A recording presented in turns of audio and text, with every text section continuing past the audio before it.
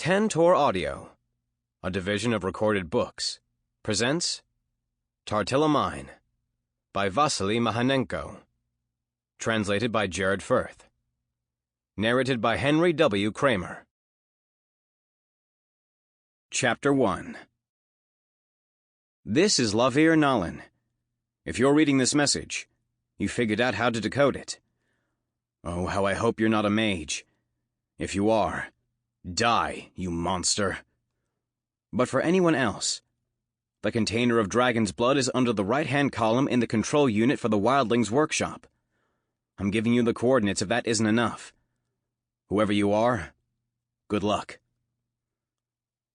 Thanks to the librarian's gift, the ancient coordinate grid overlaid on top of the modern one, and Tailyn Vlashich, a 12-year-old boy and one of the two heads of the free city of Miantruk, found himself staring at his updated map. His lips tightened. As the pit in his stomach bore witness, he was all too familiar with the point he was looking at. Mission update. Search for coordinates. Description. You discovered the coordinates of the spot where the dragon's blood is hidden, the control unit for the workshop in Tartila Mine, where the experiments were created. Get your hands on the ancient artifact and use it as you see fit. Tailyn, is everything okay? 12-year-old Valia Lavor, second head of Miantruk, daughter of the Duke of Carleon, and Tailyn's betrothed, asked, her expression worried. And when she heard his response, she could only sigh. It was as she'd suspected from the very beginning. A mission from the ancients was never going to be easy. Are we going to be waiting much longer for you? Everyone's already here. The door opened, and Valinil Revolt rushed unceremoniously into the room. Once a 39-year-old woman, her resurrection had gifted her the body of a 17-year-old girl, something that led to no end of confusion. Nobody expected nastiness from someone that young and attractive. But nastiness there was, as the experienced woman was a graduate of the Mage Assassin School. She completed a year at the Mage Academy. She'd spent 20 years working as an herbalist in a border town, and she had a bone to pick with all and sundry.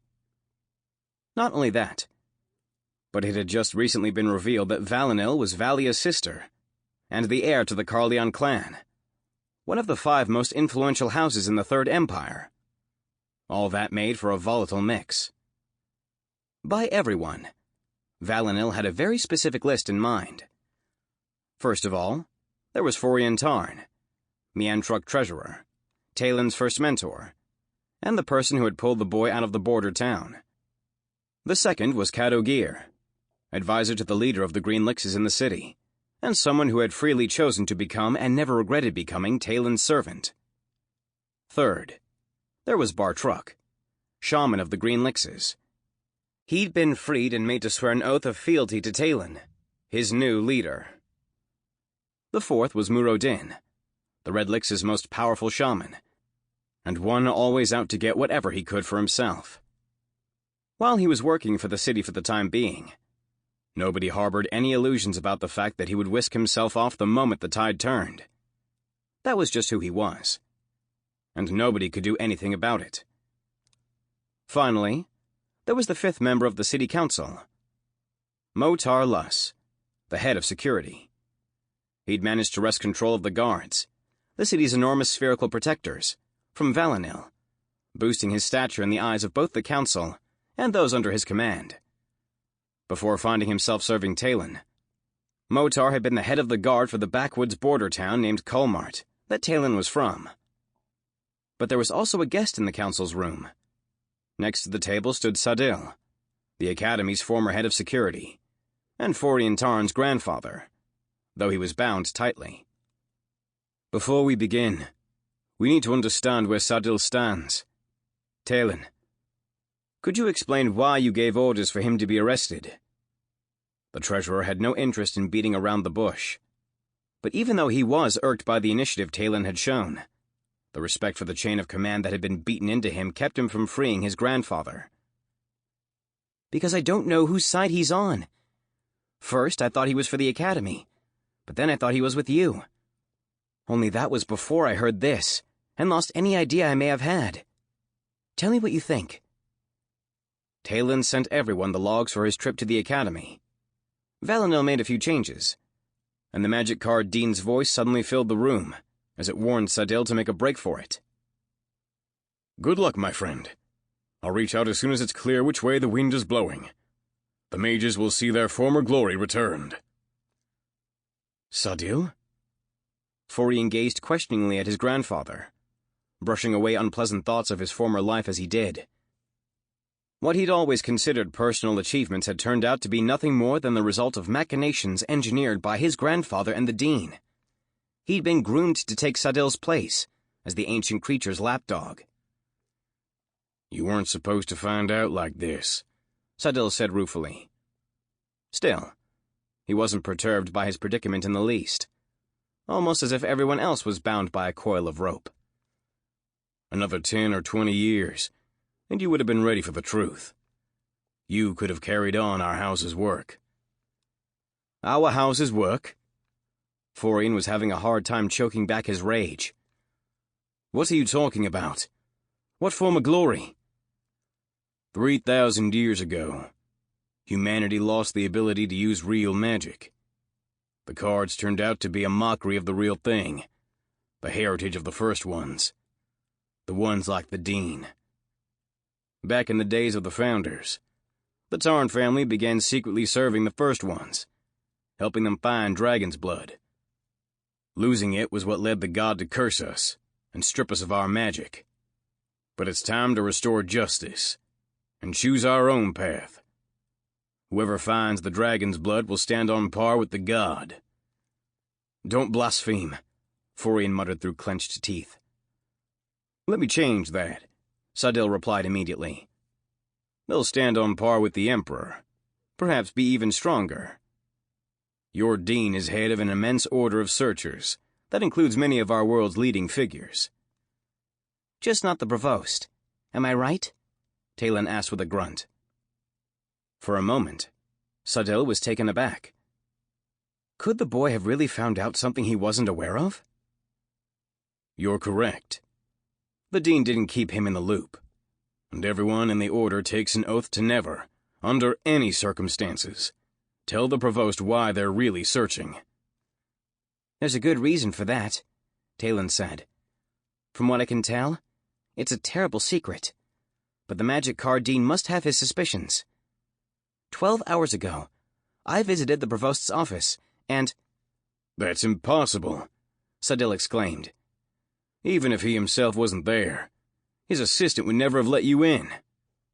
"And so I had to destroy her," Tailyn said with a shrug, as he thought back to the minor scuffle. "It took longer to deal with the battle magic Dean." "What?" The shocked reply made it clear to the boy that the group wasn't aware of what had transpired at the academy. "If you're going to keep interrupting me, I'm just not going to tell you," Tailyn said, as he motioned for everyone to be quiet. "Yes, that's what happened. I killed the Dean of the Battle Magic Department, and then I took out the Provost's secretary, who was actually an ancient destroyer. After that, I grabbed 57 books, a globe, and this chair." While Tailyn didn't bother to materialize the books, he went ahead and pulled the massive chair out of his inventory. His eyes closed momentarily as he sank down into it and felt the pleasant vibrations wash over his body. He never would have thought a massage could feel so good. The long silence was broken by Sadil's stunned hiss. "That's his chair. Tailyn is telling the truth." The mere fact that emotions were playing across the face of the head of security, not to mention that they were akin to surprise, pointed to his humanity, though Tailyn wasn't about to give in. As long as the conversation has something to do with the dragon's blood, and the god hadn't given the boy permission to share his mission the way it had with Valia and Kadogir, there was no way he was going to spill the beans to the rest of the group. Whether the problem was everyone else or just one of them didn't matter. Secrets were secrets. Going back to why the proctor isn't part of the hunt for the dragon's blood, the person who used to sit in this chair isn't the one who founded the academy. He captured it. The real provost is in the next room, where he'll be asleep for another 5 days. I even have a mission to take care of him. And the one we know as the Provost is an imposter, once named Isir Kale. Yes, you heard that right. The founder of the Mage Assassin School has been head of the Mage Academy for 3,000 years. Although, come to think of it, I'm starting to suspect he didn't found Krabar either. Logs. I need your logs, Sadil cried as he jerked toward Tailyn. The ropes held. Don't we all? Tailyn shot back, his tone mature beyond his years. In 3 months, the combined Imperial armies, Halas, and Krabar will all come crashing down on us, and the city is doomed unless we think of something. And the last thing I want to be worrying about is Sadil wandering around Mian Truck, dreaming about how to help the Dean in his search. And what would you like instead? The old man grunted. He couldn't help but chuckle as he listened to the boy's grown-up speech. Kids like Tailyn were supposed to be sitting around in sandboxes, playing and picking their noses, not managing cities. An oath of fealty to Mian Truck, or you're banished. If Foreen wants you to stay here, I need a guarantee that you won't betray us the moment it's convenient for you. We have Murodin for that. Hey, what are you talking about, Head? I'm on your side. The Lick shot back, his face a picture of indignation. Nobody paid him the least bit of attention. Let him be. He'll come in handy. A voice suddenly rustled. There was a reptiloid leaning on a chair by the door. How are you awake? Tailyn leaped to his feet and shuffled through his cards. The first Provost's appearance was an unpleasant surprise, which was why the boy prepared to attack at the first sign of hostility. Are you talking about the week-long mission? The reptiloid asked as he slid the chair closer, still leaning heavily on it like some kind of helpless old man. As you can see, it's still going strong. I'm weak and helpless, which is why the game took the time to make sure I'm protected. It was only about a day that I spent unconscious. That's not what you said. The reptiloid ignored that comment and made his way over to the vacated trophy chair. Settling into it with a sigh of relief, the unwanted guest closed his eyes in delight. His body shook. Once again, the massage function was doing its job. You made the right decision bringing my baby back with you, the reptiloid said without opening his eyes. Tailyn was shocked by the impunity, but he was stopped before he could say anything. Valrus's tail slid perfectly into the round opening between the seat and back. Having guessed what the opening was for, the boy found he'd been right on the money. Tailyn, would you care to introduce your friend? I've never heard of someone called Valrus Burr, although I'm intrigued by his age and race, Valinel said. Anyone who knew her well enough could see her nerves, and the way she was hiding them behind a facade of bravado. I'll handle that myself, resurrected Noah, the reptiloid said, opening one eye and gazing around at the group. My name is Valrus Burr, and I arrived on this planet 3,000 years ago with the goal of completely annihilating it. But nothing went according to plan. Instead, I was forced to found the academy to teach mages how to use their own power, after which my student, Isir Kale, betrayed me and turned me into a battery. A what? Tailyn asked. That wasn't a word he knew. A source of mana, the reptiloid replied. Not the best death one might wish for, believe me, if I hadn't been able to split my consciousness. But enough about the past. There'll be time for it later. The game offered me new life, a chance to start from scratch, so long as I help Tailyn survive. That's why I'm here. Do you have a weapon powerful enough to destroy innumerable armies? The Mian Truck head asked hopefully. No weapon, no power, no attributes. Though I do have something even better. Knowledge. What's the point of that if there won't be anything left of the city 3 months from now? What makes you think that? Allow me to show you something. Okay, you're the head, so this rule doesn't apply to you. Valinil, from the looks of you, you're a Krabar graduate, so you know how to take a life. Kill me. Right now. The herbalist didn't have to be asked twice. Before Tailyn could even gasp, something flashed through the air. The girl had hurled her stiletto right at the reptiloid's head. There was a dull thud, and the slender blade clattered to the ground, without hurting the ancient creature. "I'm surprised you didn't think to check that," Valrus said, as though nothing had happened. With just a wave of his tail, he flicked the stiletto back to the herbalist. "Mian Truck is a safe zone. For as long as that's the case, it's impossible to kill any of its citizens inside it." "You aren't a citizen," Valinor grumbled as she picked her stiletto back up. "I'm a guest, and an official one at that," the reptiloid replied. "That comes with the same status. Although I should clarify one point, since you have some of the changed among you. Humans can't be hurt inside the city.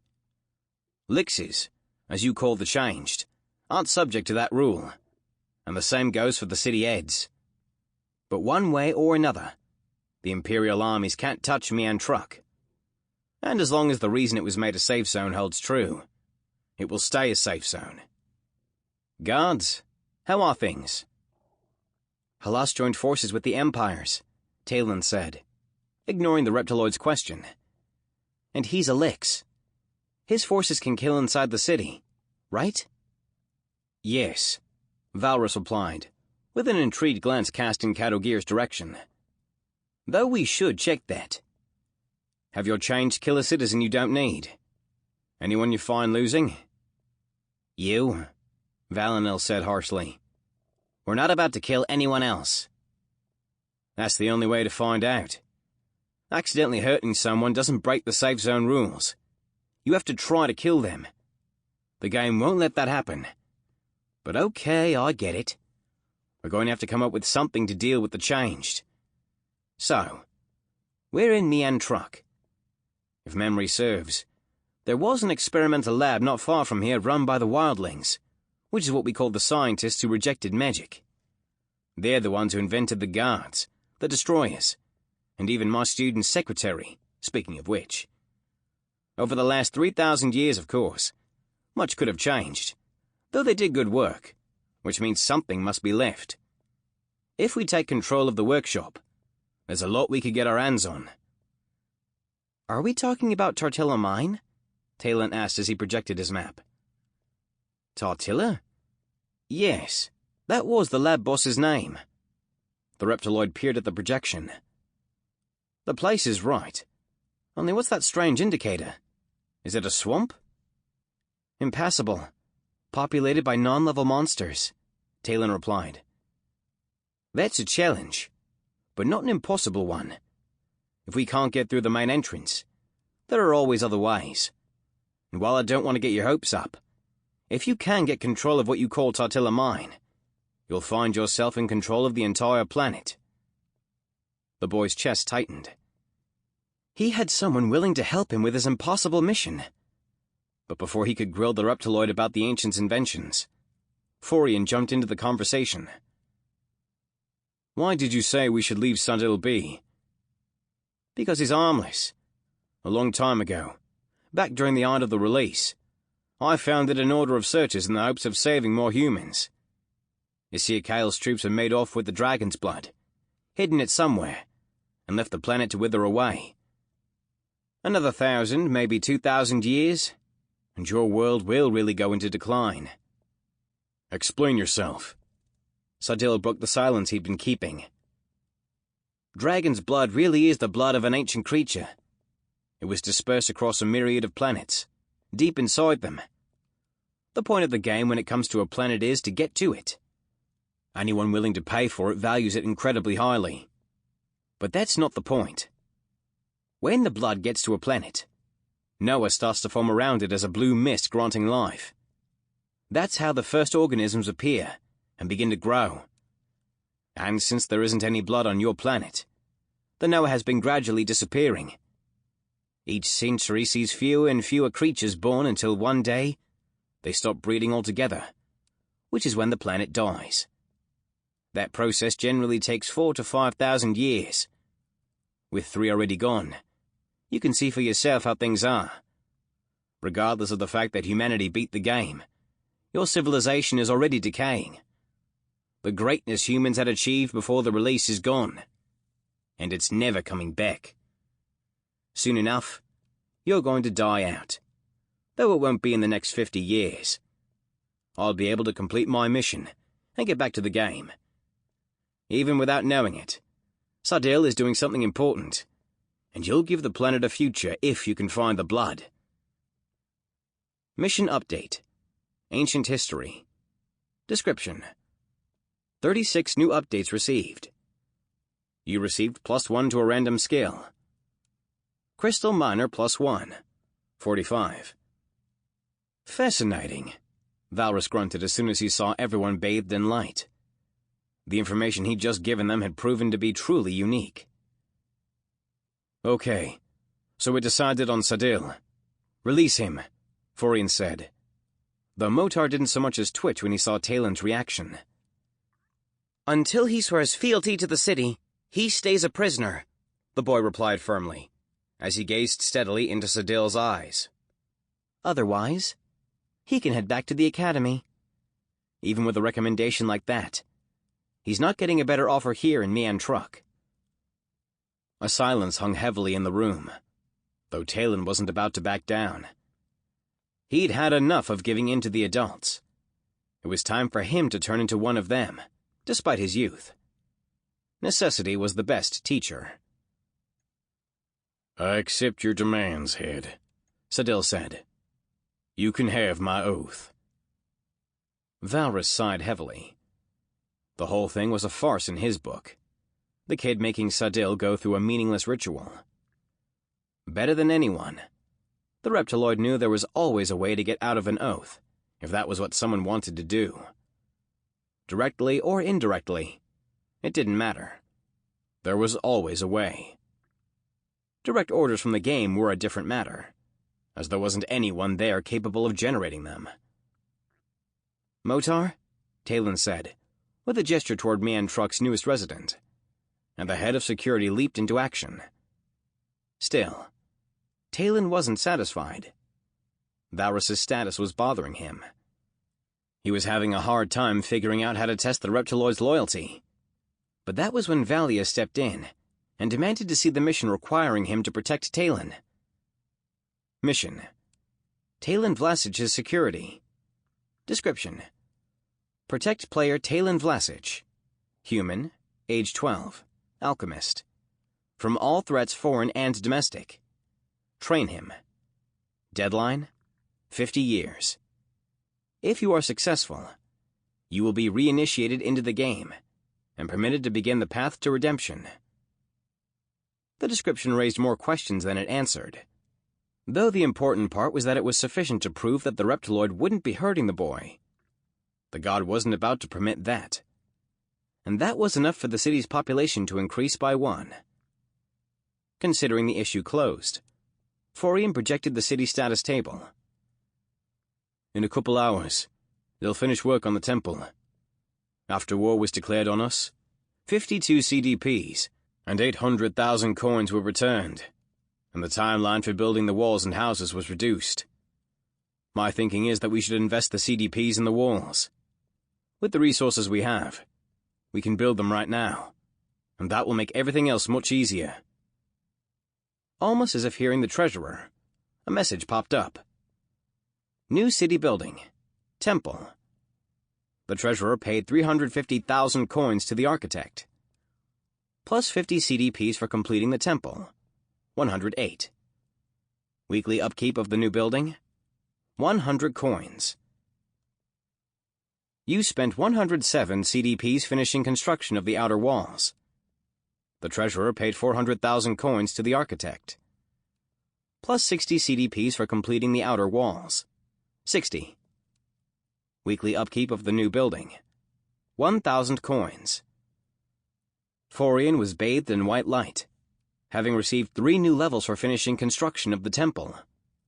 The god took care of its own, and when one of them completed the work they were given, it meted out the maximum reward. With a glance at his happy treasurer, Tailyn pulled up the city settings once again. The CDPs were coming in steadily as they finished the different projects, and so he decided to splurge. Humans and Lixes alike needed somewhere to live. You spent 57 CDPs finishing construction of homes in the first residential quarter. You paid 200,000 coins to the architect. Plus 10 CDPs for completing homes in the first residential quarter. 13. Weekly upkeep of 1 home. 5 coins. 30 homes built. Yes, that's better, Florian said approvingly. We have 3 construction slots open now. Any ideas on what we should build first? We definitely need a library branch. Tailyn handed over the blueprints he'd gotten from the keeper. In 6 months, I'm going to have to deliver a bunch of books, and I have no desire to figure out how to get back into the academy.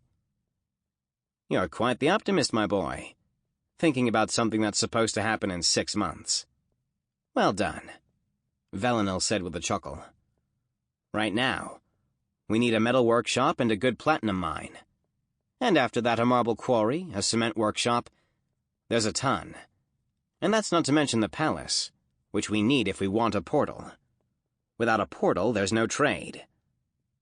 Should we just go straight for the palace? Florian asked thoughtfully.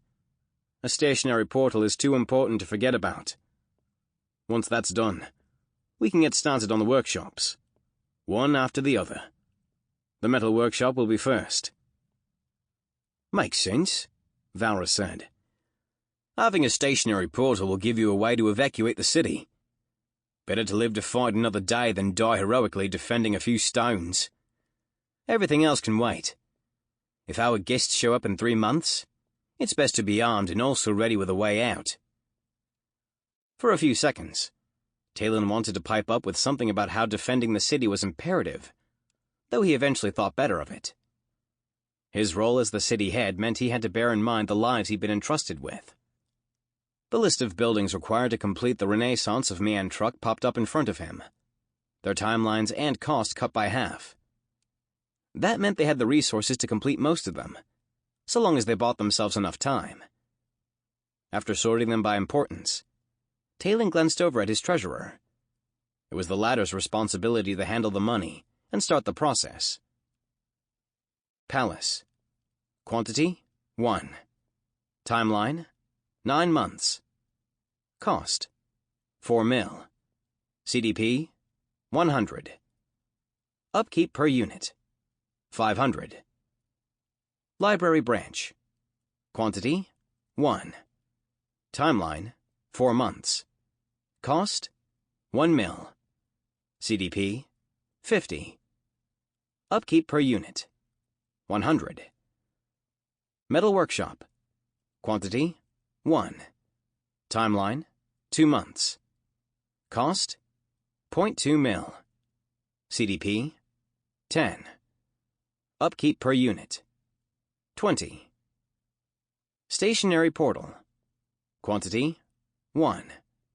Timeline, 4 months. Cost, 0.5 mil.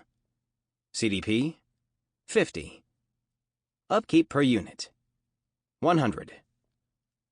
Platinum mine. Quantity, 1. Timeline, 2 months. Cost, 0.2 mil. CDP, 10. Upkeep per unit, 20. Marble mine.